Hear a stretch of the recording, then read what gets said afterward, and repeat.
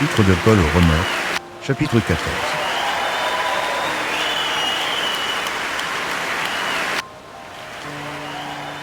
Épître de Paul aux Romains, chapitre 14.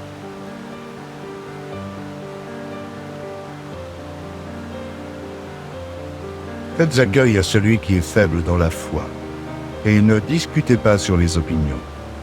Tel croit pouvoir manger de tout, tel autre qui est faible ne mange que des légumes. Que celui qui mange ne méprise point celui qui ne mange pas, et que celui qui ne mange pas ne juge point celui qui mange, car Dieu l'a accueilli. Qui es-tu, toi qui juges un serviteur d'autrui? S'il se tient debout, ou s'il tombe, cela regarde son maître. Mais il se tiendra debout, car le Seigneur a le pouvoir de l'affermir. Tel fait une distinction entre les jours. Tel autre les estime tous égaux. Que chacun ait en son esprit une pleine conviction. Celui qui distingue entre les jours agit ainsi pour le Seigneur.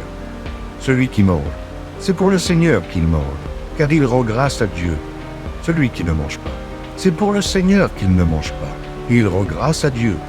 En effet, nul de nous ne vit pour lui-même, et nul ne meurt pour lui-même. Car si nous vivons pour le Seigneur. Et si nous mourrons pour le Seigneur. Soit donc que nous vivions, soit que nous mourions, nous sommes au Seigneur. Car Christ est mort, et il a vécu, afin de dominer sur les morts et sur les vivants. Mais toi, pourquoi juges-tu ton frère?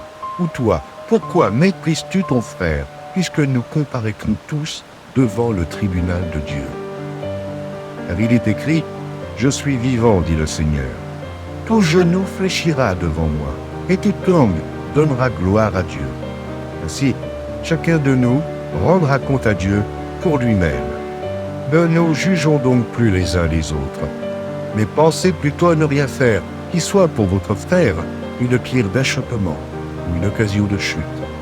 Je sais et je suis persuadé par le Seigneur Jésus que rien n'est impur en soi, et qu'une chose n'est impure que pour celui qui la croit impure.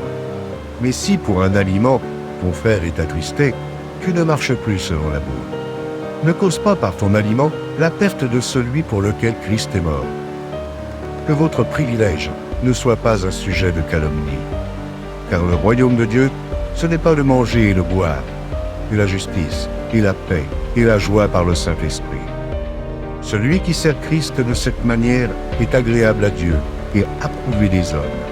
Ainsi donc, recherchons ce qui contribue à la paix et à l'édification mutuelle. Pour un aliment, ne détruis pas l'œuvre de Dieu. À la vérité, toutes choses sont pures. Mais il est mal à l'homme, quand il mange, de devenir une pierre d'achoppement. Il est bien de ne pas manger de viande, de ne pas boire de vin, et de s'abstenir de ce qui peut être pour ton frère une occasion de chute, de scandale ou de faiblesse. Cette foi que tu as, garde-la pour toi devant Dieu. Heureux celui qui ne se condamne pas lui-même dans ce qu'il approuve. Mais celui qui a des doutes au sujet de ce qu'il mange est condamné parce qu'il n'agit pas par conviction. Tout ce qui n'est pas le produit d'une conviction est péché.